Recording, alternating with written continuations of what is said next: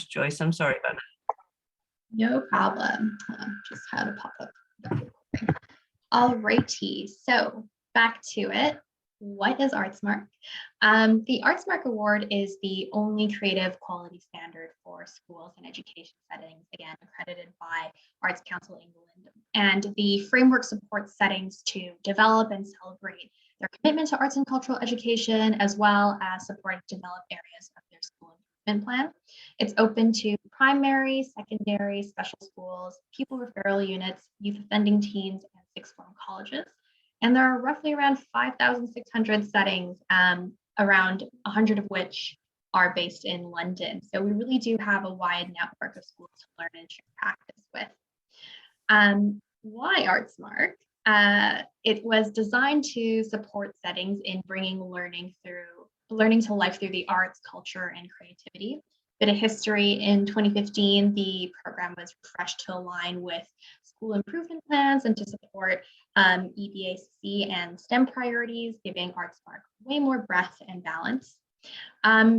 Something that we've seen become a major focus for many Artsmark schools, particularly through the pandemic, is how creative expression has helped to support the mental health of pupils at home, isolating, or just going through a difficult time. And this work we're really finding is continuing to be a really big priority for students and teachers as we move forward.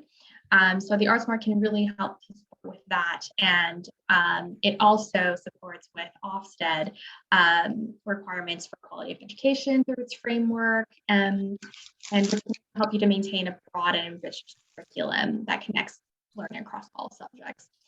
So it can, just 2 more points on this, because I think they're really important to note, are it really does equip pupils with the cultural capital they need to succeed in life and nurture their imagination and creativity through high quality arts and cultural education. And Artsmark is just a really clear way to demonstrate how you support personal development and provide evidence to Offset and how you can meet its sort of spiritual, moral, social, and cultural requirements.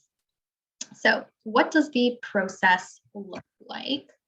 I can switch this one. There we go. How does it work?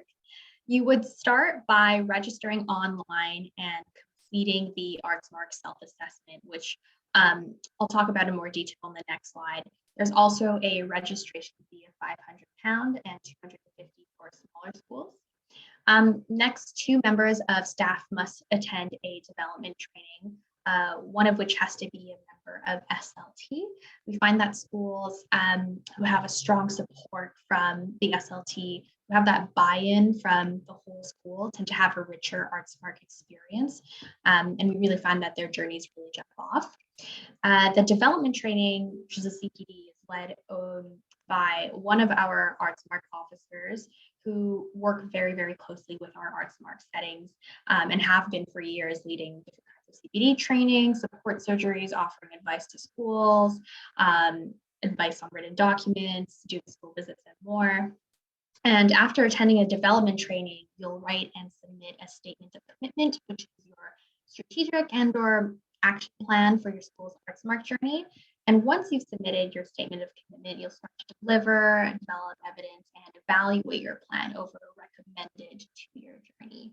After collecting and evidencing your impact, you will then write and submit your statement of impact. It usually takes around 6 weeks for the Artsmark assessors to get back to you with their response. And when they do, you'll receive your Artsmark award and celebrate. So there really isn't too much paperwork throughout the entire process, just the statement of commitment at the start and the statement of impact at the end. But it is recommended, of course, collect and evidence all of the work that you've done throughout your 2-year journey. Once you receive your award, it's valid for 2 years. Some schools register right away to maintain their award, while other schools like to take a moment to bask in their award. Either way, whenever you decide to re-register, aim for a higher level even, a new direction will be right here every step of your journey. Okay, so these are the sort of, the self-assessment framework. as I mentioned, you'll need to complete this self-assessment framework before you write your statement of commitment. And the self-assessment framework breaks down the 8 award criteria listed against the 3 Artsmark levels, silver, gold, and platinum. So these are values and ethos, leadership, children and young people, engagement, curriculum design, range of offer, CPD, partnerships, and equality and diversity.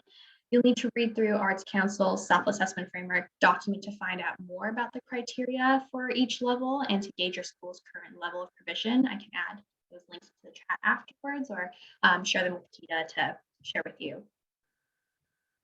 It's also, I think, important to note Arts Council's quality principles, 7 quality principles, which raise the quality of work being produced by, with, and for children and young people. So they are striving for excellence and innovation, being authentic, being exciting and inspiring and engaging, ensuring a positive and inclusive, not exclusive experience, actively involving children and young people, enabling personal progression, developing belonging and ownership. And sorry, my throat. You can use these quality principles throughout your Artsmark journey to develop evaluation methods, plan your frameworks, and reflect on really what quality means to your school and how you can achieve it, as well as how to engage young people and focus on staff development. I'll also throw a link into the chat where you can read more about each of the 7 quality principles and what they kind of look like to Arts Council. We also have the Artsmark Partnership Program, and Artsmark partners are Arts Council England's endorsed network of arts and cultural organizations who can support you throughout your Artsmark journey. So our partners are all London-based and arts and cultural organizations, as well as creative freelancers that have signed up to receive training on how to support Artsmark settings using the Artsmark framework, including the 8 criteria and the quality principles I just mentioned. They can really add value to your journey and inspire your children and young people and staff. Some even have developed really good, strong long-term relationships with Artsmark partners in their local area, which is something A New Direction is really trying to develop through some of our other programs, which I'll talk about later. Where can you find our partners?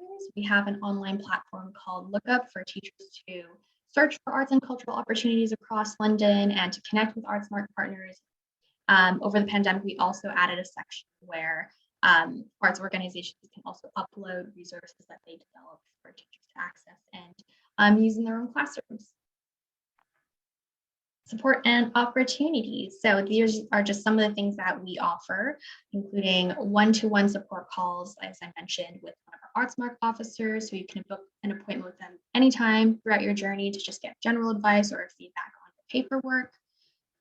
We have support surgeries that bring schools together at similar points in their journeys, and also gives teachers sort of a chance to connect with one another and share practice and that kind of thing. We also have CPD and networking events, including opportunities to connect with Artsmark partners, learn about their offers, as well as the Artsmark Co-Creation Program, which is an exciting opportunity for arts organizations to collaborate with schools and deliver a brand new co-created arts workshop that will be bespoke to you and your students. Usually it is always around one of the Artsmark criteria. So this upcoming round is going to be looking at equality and inclusion. And if that's something that interests you, I'll also forward that over to Kata to share with you once our applications go up this Friday. Lastly, we have a massive resource bank with documents for you at every step of your journey, as well as online creative CPD sessions exploring a range of different art forms that can be used in the classroom. So before I head out, thought I would play just this really sweet video we put together last year, detailing some of the experience with schools. It's just a couple minutes long. I lied, it's 3 minutes long. I hope that's all right.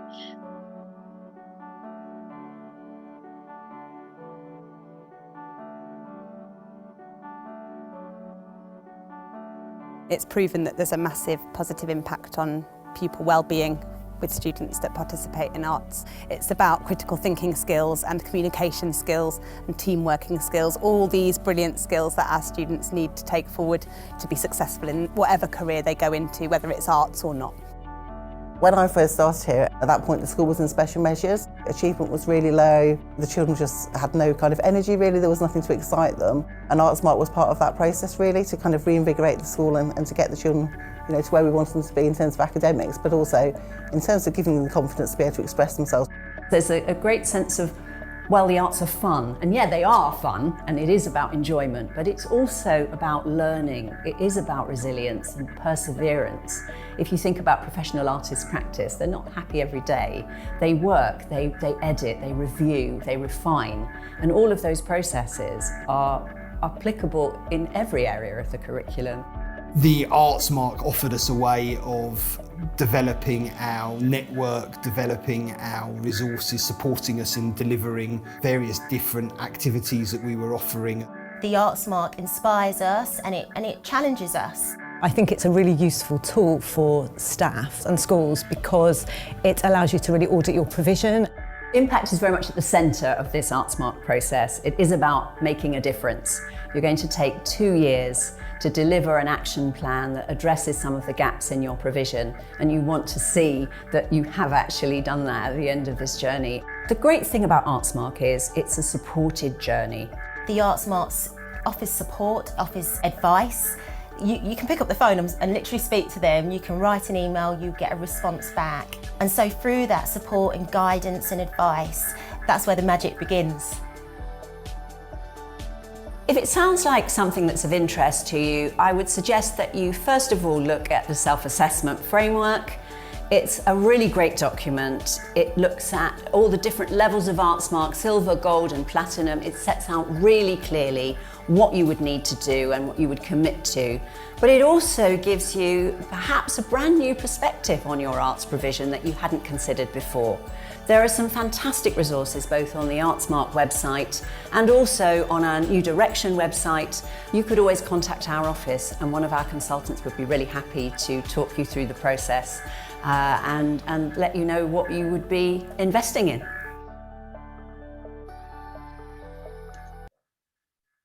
Thanks, everyone. If you'd like to get in contact with us, if you have any questions about Artsmark, you can email us at artsmark@newdirection.uk, and I'll get back to you in a couple of days. Thanks so much. Thank you, Joyce. That was great. I loved that little film, and it just made me think. I worked for King's College a couple of years ago, 2019, and I taught a module for dentistry students in their first year of their degree about culture and arts in London, because they'd found that the head of the dentistry course had said, we're churning out these people that are great at being dentists, but they have no soul. They don't know how to talk to their patients. They don't know how to kind of invite them in. So they asked us, to come in and teach them how to kind of engage with culture and how to kind of draw and write and all those kind of things. I think arts is so important on so many other levels. It's not just if people want to go into arts careers. It's about kind of being able to express yourself. So I think that was a really lovely little moment in there. Thank you. So we have got a couple more people joined us, which is great. I'm sorry you missed the beginning of that, but I am recording this. So I will send that out, the recording at the end, in case you missed a bit at the beginning. But thank you so much, Joyce. And I will put out information about how to contact her and the website for New Direction. And there are loads of resources, whether you're with Artsmark or not, on there, loads of teachers' resources and things on the New Direction website. So thank you. So now I think we're going to go to Julie from Trinity College to talk about Arts Awards.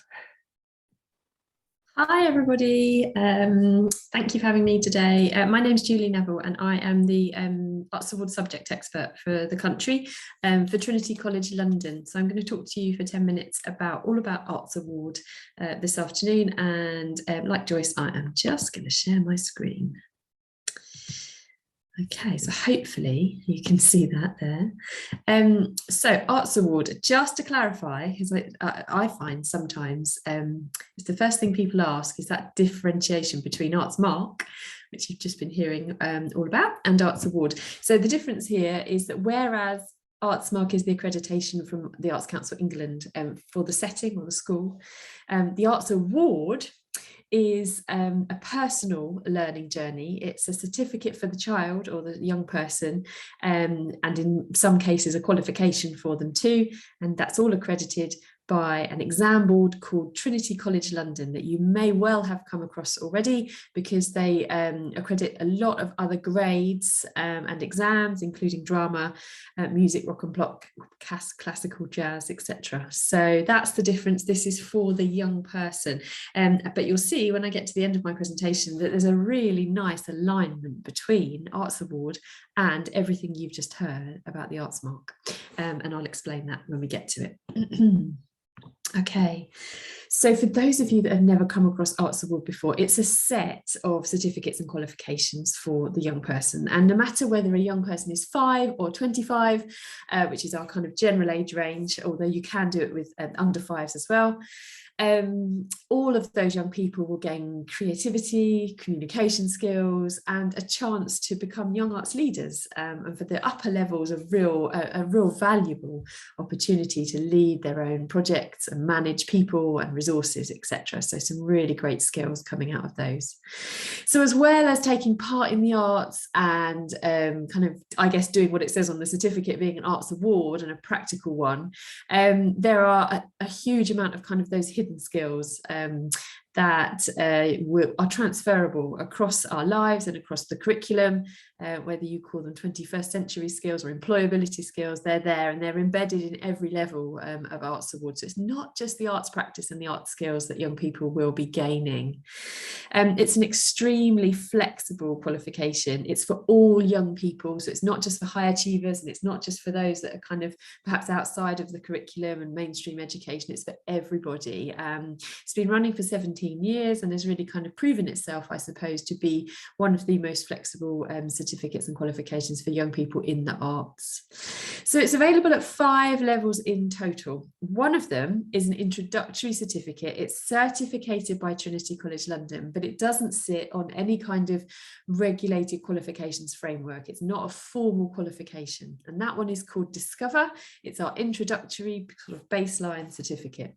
I'll show you a little grid in a minute just to show you the kind of different levels. But all of the awards above that, which are Explore, Bronze, Silver, Gold, are nationally recognised qualifications, and they sit on that framework alongside other recognised qualifications like GCSEs and A-levels, BTECs, etc., etc. I've mentioned already it's super flexible, but it's also flexible in the way that you deliver it. So in terms of art form practice, whether you are here today representing performing arts, visual arts, DT, literacy, drama, the whole range. When we talk about the arts, it really is anything that has a creative or an expressive outcome, you can do Arts Award in. So it really does go right across the curriculum and right across all arts departments and interests. So here are those levels on the little ladder here that you can see, starting down at Discover and then growing all the way up to Gold. Important things to kind of take away from this, I suppose. The top 4 are the qualifications. Gold has 16 UCAS points attached to it, so anyone here representing secondary learning today might be interested in that. Awards are always kind of smaller in size than those mainstream kind of qualifications like GCSEs and A-levels, because you can do them more quickly. But when we talk about standard, we can make equivalents between GCSEs and A-levels. So a gold level for us is a level 3 qualification, and it's working kind of AS level standard, I suppose. And then silver would be a kind of high grade GCSE standard, level 2 award. Bronze, low grade GCSE, a level 1 award. And Explore is an entry level 3 award in the arts. It's equivalent to foundation level learning, so it's a pre-GCSE, but it's really popular in primary schools. So it's a really lovely way of having a progression route on from Discover for children to get a certificate, a qualification in entry level 3 before they reach year 7. So a really nice thing to be able to do there. Okay, so a little bit of an intro to our levels for you. I'm happy to share these slides afterwards if you want to take these away with you. So some ideas of how, perhaps in an education setting, and I talk quite generally across different settings and ages, Arts Award might be offered. So it can definitely be offered on curriculum, alongside curriculum learning. And we've got some lovely off-the-shelf resources for adults who want to deliver it in that way, alongside key stage learning and topic learning, those kinds of things. It can be really cross-curricular, as you've heard me say already. It can flow right across the arts subjects and departments into English, humanities subjects, PSHE. There is opportunity for it to really fit in all of those areas.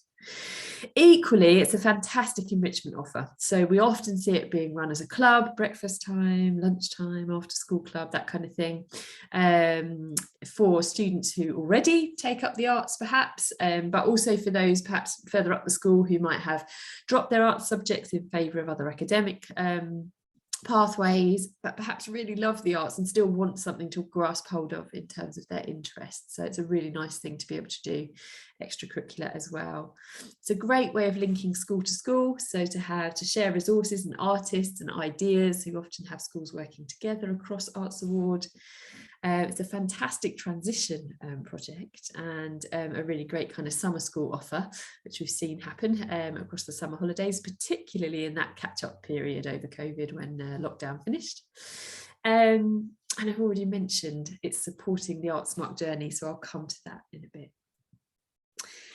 For those of you kind of either representing arts and cultural organisations or artists, or are thinking of partnering with those organisations as a school, just a quick mention of how arts and cultural organisations engage with Arts Award, because it's not just schools and education settings that deliver it.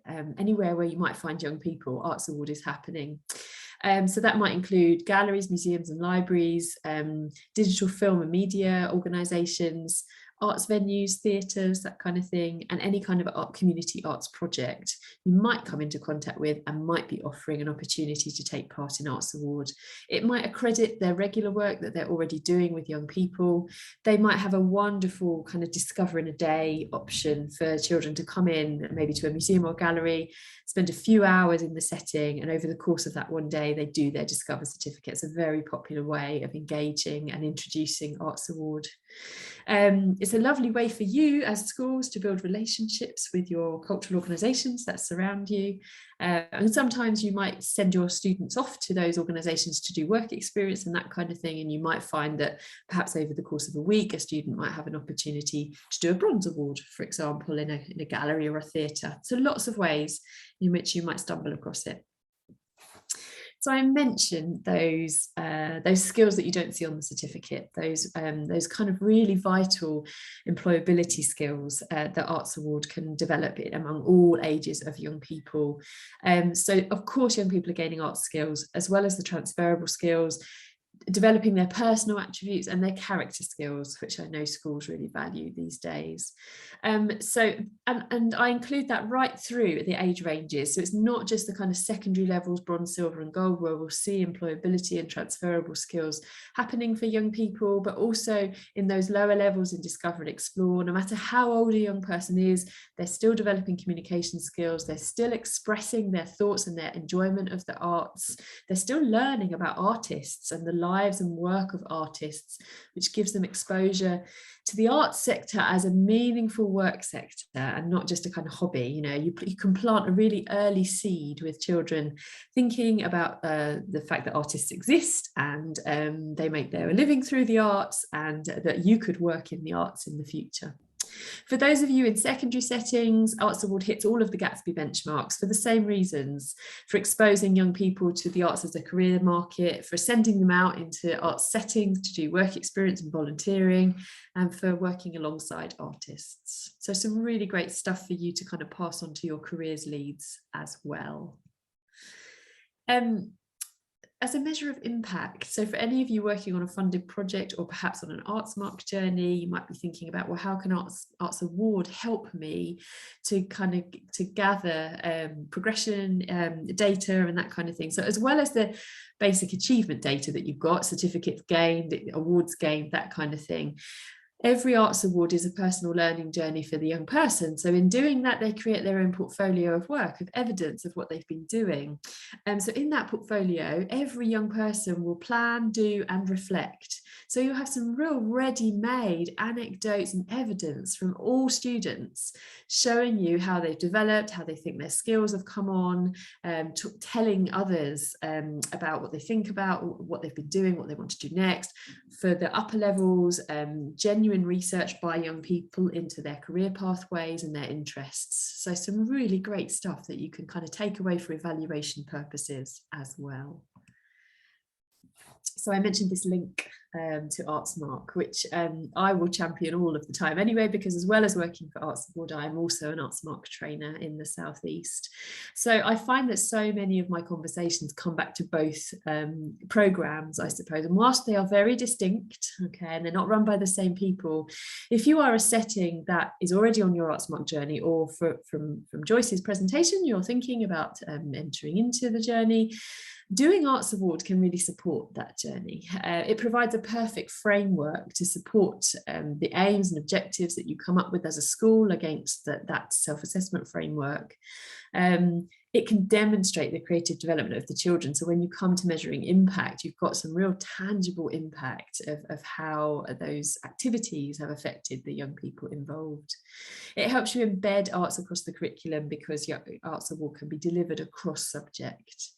It helps to raise standards, raise awareness of progression routes in the arts, build your partnership with artists and arts organisations in your community. Also the training, so the practical bit about getting involved with Arts Award is for an adult, a teacher, whoever you are, to attend an Arts Award training to become an Arts Award advisor. That's a Zoom training, it's a half-day experience, a one-off, but that's valid CPD. So if there's a CPD budget for training at all at school, then Arts Award training can definitely be sought after under that particular budget. Yeah, and I've already talked about how it can really help you to measure impact of your Artsmark journey. Okay, so I left a little bit of time for questions. Keidra, I don't know how you want to manage that, but also my contact there. So if you want to get in touch and ask me anything about Arts Award, or to ask for further information about perhaps the criteria for any of our levels to see whether you think it would be suitable for your children or your students, I'd be more than happy. And one thing that I do a lot of is to help map and plan. So to come across an organisation like yours or a setting, and to sit down with you, usually online, and to think about your scheme of learning, your plans coming up, and to help map the Arts Award criteria. So to help you to understand how you would be ticking off parts of the Arts Award for your young people whilst going about what you were already planning to do next term, for example. So if you want to have a chat about that at all, or anything else I've mentioned, please do get in touch. I'd love to hear from you. Okay, so I shall stop sharing. Hi, I'm so sorry. My doorbell just rang, of course. Perfect timing.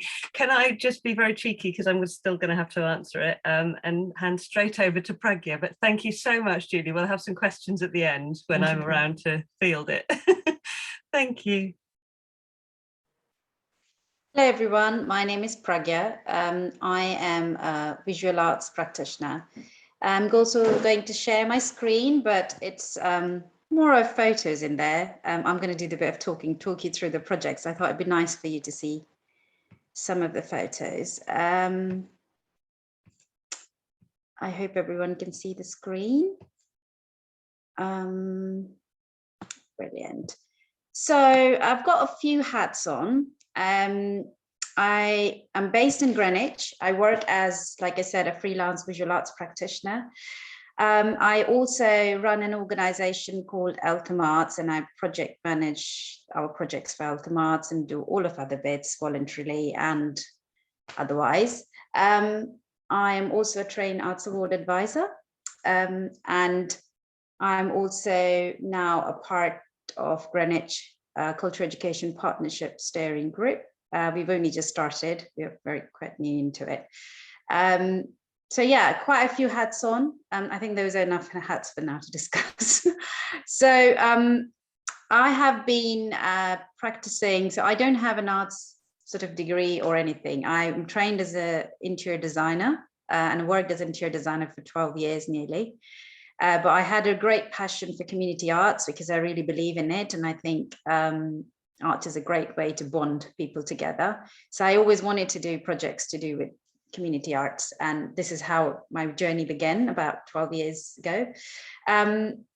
So I have worked with a lot of organizations, including Tate Britain, BBC, Creative Bathing and Dagenham, Emergency Exit Arts, just to name a few, and quite a few. I also run my own art projects, which are mainly based on well-being.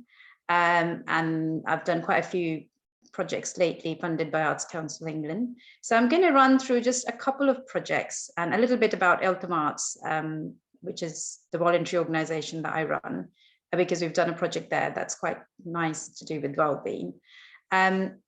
So I'm going to just run through some of these slides. So this Eltham Arts has been going on nearly for 8 years now. It's run by a group of volunteers. We all believe that we need to bring more arts into the community and we need to connect the community to art. So that's what we do as Eltham Arts. And because we all are volunteers, we try and kind of manage at least one community engagement participatory sort of project each year. So we take it quite slow. And every year the project generates from the need of the community. So we don't just go along plotting a project. We just wait till we sort of hear from people what they want to do. We have a little consultation with the community. And when they come back saying, oh, we would love to do this, then we just kind of try and see what we can come up with. So I'm going to share one of the projects that we did just before the pandemic, started in 2017. The project is called Wall, as in literally the wall around you. And we wanted to ask people if they actually acknowledge the walls around them. And if they do, what does that mean to them? Do they see it as a barrier or they see it as a connector? So it was a well-being project because we wanted to ask people how they're feeling about their spaces around them. The beauty of the project, we wanted it to be very, very inclusive in terms of not just the arts, but also so that it suits every age group, it suits people from any background. So it's basically didn't want any restrictions on the project. No one should be able to say, I can't participate for XYZ reason. We wanted every single person in the community to be involved, however they could. So that was a challenge because that means you have to plan a lot of things. So the project had various parts to it. So I'm just going to quickly tell you a few. We did a visual arts project as a part of it, which was called Bricks on the Wall. I'll explain a little bit in a minute. We did a short story and poetry competition where we had about 900 entries from the community, and we published a book out of that. We had a song challenge where people had to write songs about wall. What does wall mean to them? And then we had a celebratory event in the town centre, like a festival. And we also recorded CD out of it, which is still available. We also did a photography exhibition where there were photographers from the local area who chose their own little subjects of how they want to come up with the topic wall. So one of them did the exhibition about political walls. Somebody did walls of the plant cells, so because the plants cannot survive if they don't have the wall inside them. So they did like a zoom photography of the wall, the plant cells. And there was another photographer who explored the walls between different cultures. So there were like stories of people who come from two different cultures and stay together. How does that work with them? So that was the photography exhibition. And then the main part of the project was Bricks on the Wall, where we asked everyone in the community to come and create a 20 centimeters by 6 centimeters brick. When I call it a brick, it was literally a cardboard. It's a sheet of thick cardboard. And we said, we want you to tell us what you think about wall in whichever art form in this little piece of, cardboard. So they were available in the library for people to pick. They could take one home, design it, and bring it back to us and put it in a Dropbox that we had in the library. We did loads of open call-outs in the library, so open workshops for people to come and make a brick. And we've had this overwhelming response. We also got the schools involved. So one of the schools did walls about multicultural. So what is the walls between having multicultural, children in their school? One of the schools did the walls about, the exploring the caves in the olden times, because the year 3, that's a part of their curriculum. So we looked at a new art form from India, which is from the Neolithic period, and we created little bricks to represent that particular art form. And we had one of the schools who actually created the 3D bricks that you see on the right-hand side on the top picture. They actually created these 3D bricks, and they had little messages about diversity inside them. So you can open the brick and there's a little message that tells you about diversity. So they created all those bricks. And those cardboard pieces, I initiated the project and I got 950 bricks back from the community. And the youngest participant was 18 months old and the oldest was 90 years old. So I'm really, really proud of this project. The bricks were knitted bricks, there were glass bricks, there were collage bricks, there was written bricks, there was, you name an art form, it was there, the visual art form, you name it, and they made a brick out of it. So it was a project that went on for nearly 2 years because we had so much engagement in it and so many parts of it. It was also nominated for a national award by Creative Lives. If you don't know, they are a national organization. And they do national awards for voluntary organizations each year called Epic Awards. So we were nominated for that project. And we also introduced Arts Award in a school through the project. And we had year 2s, 651 children achieved Explore Art Awards through that project. So yeah, quite a few things happened through that project. So that was Ultimate's project. And then the pandemic happened. And as everybody else, we were a bit, feeling low about everything. And then we decided to do an experiment. So we wanted to find out how well does a online community project work? So, participatory projects is all about having people face to face and having that interaction. Because we couldn't do that, we thought, what can we do to kind of understand if you can actually deliver a community arts project just by digital means, especially when, it is so hard because not the older generation cannot get involved because not everybody can come online and do things. But that was an experiment. So we were given a funding from Arts Council to experiment that. So we did a project, a very lovely project in 2021, October. 2020 October it started and it finished in May.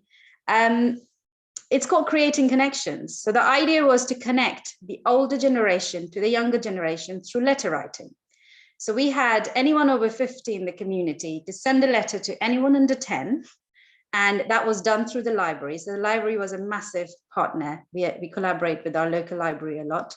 So we got 2 schools involved in the process. We could not get too many schools involved because of the pandemic, and there were loads of limitations to it. And we got the older generation to write letters to these children in the school. And the children received the letters. Of course, they responded to them, and it was a complete different, experience for them because they've never received letters in their life. So that was a complete different, as a different level of things for them. So they received the letters, and the older people had actually written their experiences in the letters. So they took those experiences, then they made up their own stories in groups. And then they created puppets, shadow puppets, which they then had their storytelling behind a shadow puppetry screen that you see in the picture. And we recorded it. So it was all recorded, sent to a video editor, and we turned it into a little film. So it was a beautiful project, loads of challenges from, practitioners not being in the room to trying to deliver a Zoom session where we can't see the children, we can't hear the children, but they can see us and they can hear us. That technology glitched for 2 hours, but we still did a shadow puppetry, online delivery of a session, and it worked brilliantly because when I finally collected the puppets from the schools, I cannot describe to you how beautifully they were made. We are going to have, because we couldn't showcase all the artwork, we are planning to do a wellbeing week with the library this year in July, and we will be showcasing all their work in the library, so all the people in the community can come and see this work. So it is a beautiful project. The film is online. I will put the link in the chat after I finish, but please do go and have a look. It was a kind of pilot project, and we had loads of learnings to do from it.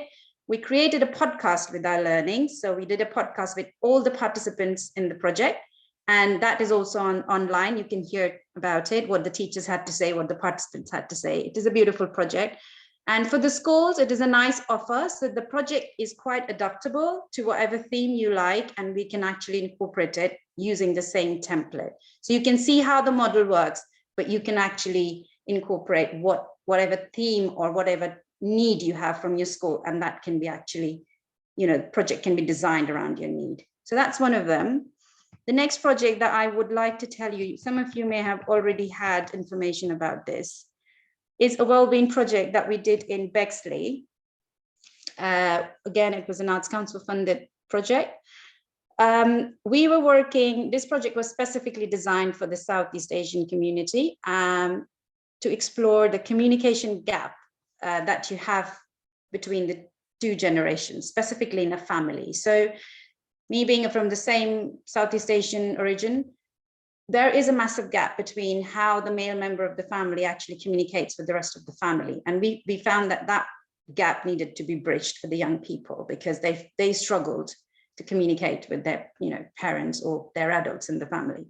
So this particular project was only sort of targeting the Southeast Asian community, but again, it is a template and it can be used to kind of adapt to the need of whatever is your need in your school.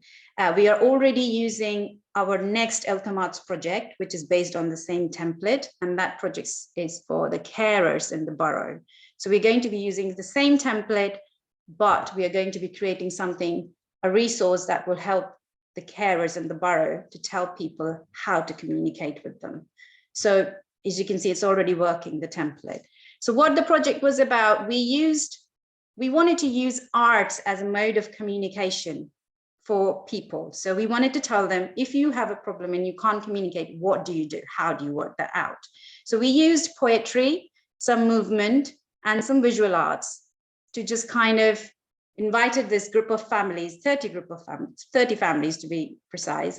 And we invited them to come and experience these movement, poetry, and visual arts, and try and communicate with each other using those tools. So, and it was an absolutely beautiful project.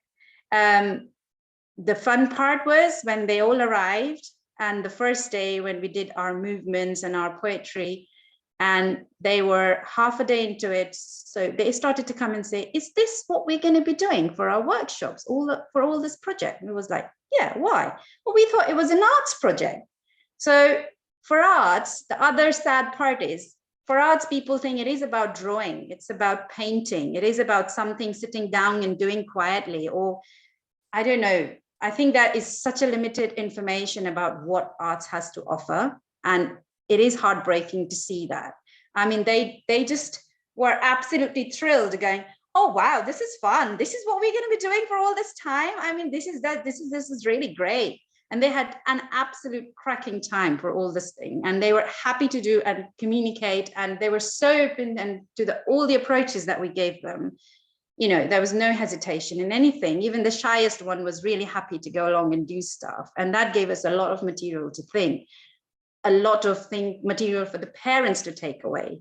So when we had the last day, we had all the parents and the children together in one room of what they'd created separately. And it was the moment that the great impact that you could see in the room, because it's like, oh, I didn't know my child thought about me like this, or the child thinking, oh, I didn't ever thought about my parent like this. So it is like trying to get them to communicate without using your actual verbal normal speech. What is it that you can do to communicate without it? And it's also communicating with yourself, your own self. Sometimes you need to communicate with your own self. You don't necessarily have to kind of tell anyone anything.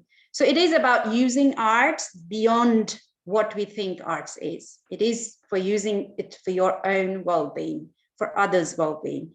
It is a tool that you can use to create something, get yourself to express something, scrunch it up and throw it in the bin. Doesn't really matter, but it has helped you. It has helped you to de-stress. It has helped you to express yourself. And that is the beauty of art.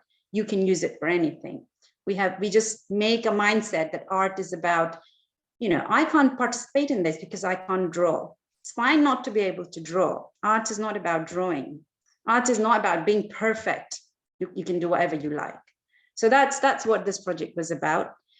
And I work a lot with my colleague, Shemaine Slocombe. Some of you probably already know her. She's doing a few projects at the minute with Bexley, with Speech Bubble. And she's a brilliant practitioner. She is also very good with lots of well-being projects, and we usually revise our projects together. Like I said, we're doing the next one for Eltham Arts, which is for the carers based on the Sakshat template. Again, there's a link on the website, I'll post it. And the very last thing, my present work, which is about, I've got a funding from Arts Council England to develop my creative practice, and I'm doing a small research about the Indian folk art forms. And I'm trying to understand how I can use them to create a well-being program here in London. So I have recently just finished doing some work experience on some art forms, which was papier mâché, puppetry, and block printing, natural dyes. So my research, I wanted to explore the things that were 100% sustainable and 100% natural. So everything that I learned was a real eye-opener. So I've learned about how you can use your natural resources and things around you and still create art. So art is not always expensive. That's the other notion that we have. You can actually create it out of anything. So I am still working on the next steps for this, and I'm still putting the project together. So it's not on the website yet, but it should be by the 10th of July. And you'll be able to read more about it. And there'll also be a film that you can see what I've done for my research. I am also trying to kind of raise awareness about these art forms because they are thousands of years old, but unfortunately, especially because of the pandemic, they are actually almost diminishing from India as well now, because the artists can't afford to keep them going because they, you know, it's not much very well paid over there. So I'm also trying to kind of raise awareness of them, bring and as a new tool for people to try and use it for their own well-being. So yeah, I mean, keep an eye out. There should be more information there. Kata definitely has my details if you need for anything, but yes, I've just put both the my Artiday and my Eltham Arts account there. But yeah, if you need any help, any advice, if you need any, I don't know, if you even want to kind of just preliminary discuss an idea of a project, more than happy to help. If you want to understand, we would like to do a participatory project via the school, but we don't have a funding. How can we explore that? That can be also spoken about. So yeah, for anything, Kata is there to help us connect. Thank you so much. Thank you so much, Pragya, that's great. So would you be happy to send your slideshow as well? Yeah. And that's got the information at the end, so I can share that with everybody. Sure. So that's brilliant. Thank you so much, everybody, for talking. I don't know if anybody feels happy to turn off, to open their cameras and ask any questions, if there are any questions for Joyce or Julie or Pragya.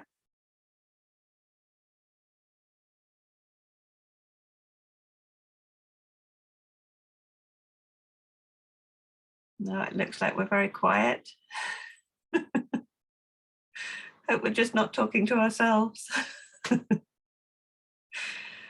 Thank you so much. I suppose what I really want this to be is the beginning of a kind of forum, especially like Pragya. It's great that you're working within Eltham and, you know, doing stuff within Bexley kind of area, that schools can get in touch and they can see what you've been doing, because and I wonder whether you'd be interested in getting involved in the WhatsApp group if I did a creative Bexley WhatsApp group. Yeah, because sure.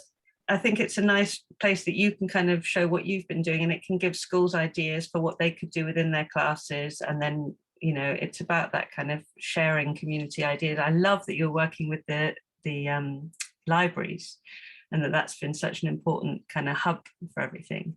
And it made me think about, we've just finished doing a project with Bow Arts. Creative Bexley managed to get the funding to work with Bow Arts that went into 4 schools in Bexley and did a Drawing Our Community project, which was based on drawing, but it was about kind of helping to teach different sorts of drawing skills rather than just sitting there with a piece of paper and a pencil. And the young people chose the things that they wanted to draw in their community, the cultural places, and it's been made into a map. And we're going to have a launch of that map on the 13th of July in the evening at Townley Grammar School. And I want to invite everybody, all the teachers and arts organisations and artists within Bexley to kind of come along and have a in-person networking event where they can meet each other and see this project. Because the idea is that we would like other schools in the borough, without it being a sort of expensive set project where artists came in and we had to find the funding, where schools could just do it individually somehow, and we could maybe help support them to do that, to keep adding to it so that next year we can add new places and change things around and maybe design the map ourselves rather than having Bow Arts artists do it, get the young people to do that themselves within the borough. So it's about keeping this kind of conversations alive between schools, between teachers, between young people, between the artists that are working here close by, and keeping that kind of collaborative spirit alive. Because I think that was sort of missing a little bit in Bexley from what I hear, which is why Creative Bexley was kind of set up to do that. So if anybody's got any ideas that they'd like to kind of put forward, or if they'd like to kind of show whether or not they'd be interested in that, I will, what I'll do is I'll set one up and I'll send an email with these slideshows and with that and with an invite to everybody after the event.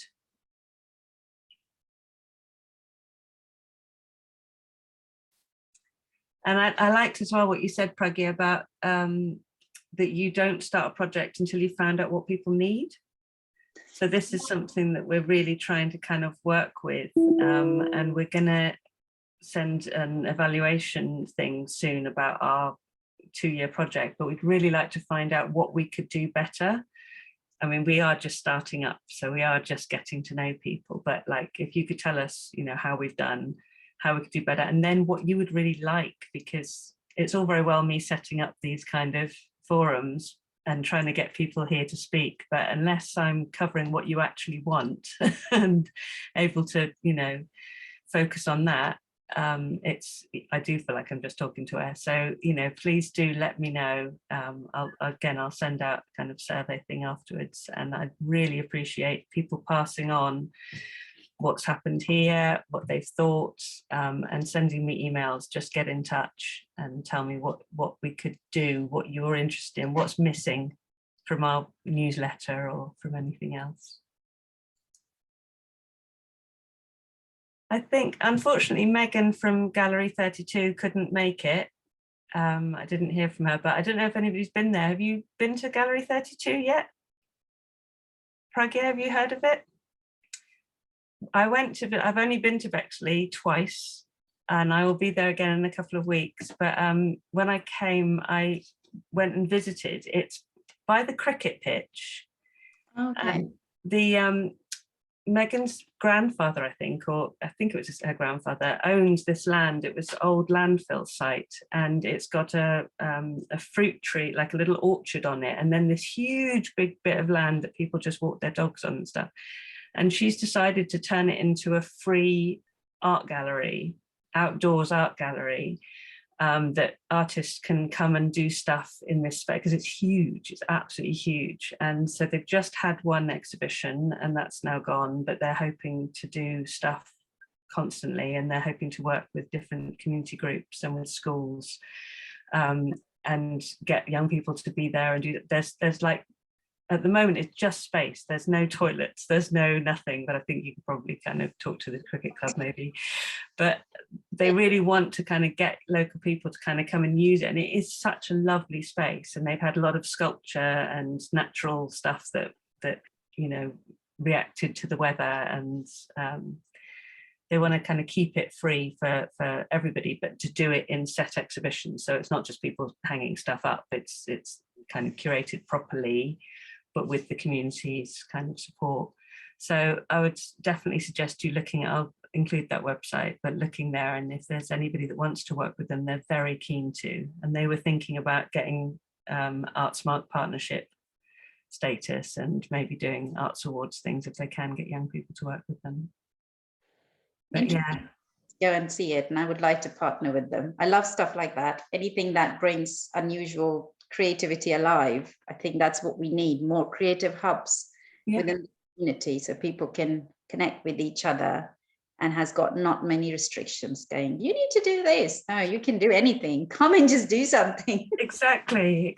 I think that's what she's very keen to kind of do. So you should definitely get in touch.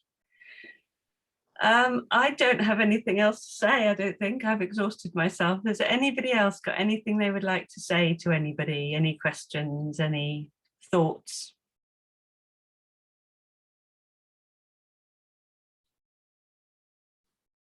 Oh, thank you, Hannah.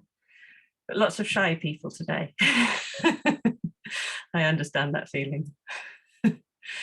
Okay, well, I think I just wanted to add, Kada, I'm not sure if everyone is a teacher here, but and I know this, we've got A New Direction here as well.